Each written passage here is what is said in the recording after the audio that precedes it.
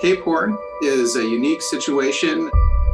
At the turn of the century, it was the last of the frontier mining towns.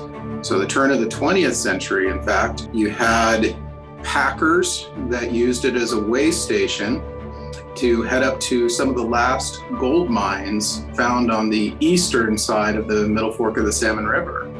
The Cape Horn area was referred to by that name by hunters and trappers, miners, because that had been the crossroads of all of the indigenous people that would head into the Sawtooth Mountains, the Salmon Chalice Mountains that we know today, the Frank Church Wilderness, throughout the ages. Those hot springs that are on the camp are unique to our area, and that Cape Horn Licks was a gathering area of not only the geothermal pools, but also the salmon runs that would come through each year there on Marsh Creek.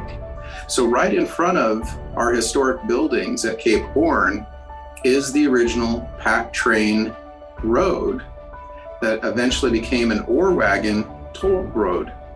And that exists today right in front of the old Cape Horn Hotel and the Cape Horn Lodge. We're fortunate to have original buildings.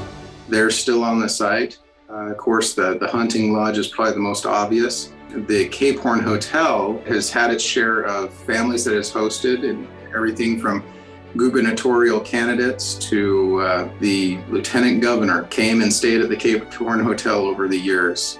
The camp itself has had very interesting individuals that it has hosted.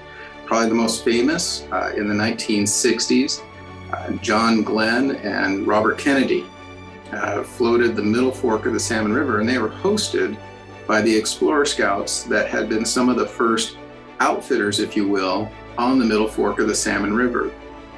The uniqueness of the location, surrounded by multiple national forests and at the base of the Frank Church Wilderness, lends it to be a frontier experience that is living history. There is history throughout that camp, not only the indigenous population that certainly for thousands of years visited before the trappers, before the hunters, before the miners, and then to have that Idaho experience and that Idaho heritage of mining and logging and fur trapping come through that town of Cape Horn. The Scouts were able to purchase it in 1956 and immediately took to backpacking in the surrounding wilderness. The Mountain West Council has had the opportunity to be caretakers of this historic property and expand its offerings to the youth. We probably have one of the best sports shooting ranges facilities that is new on the property.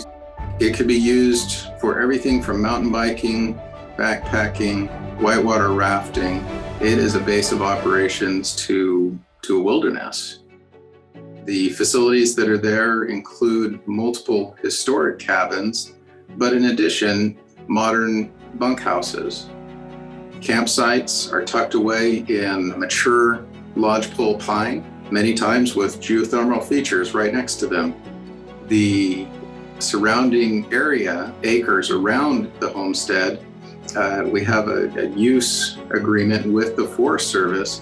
And so in effect, we now have a valley, if you will, a contained valley surrounded by hills on each side that is ours for the enjoyment of the youth, and certainly the developmental program that will help build the youth and the character that we seek.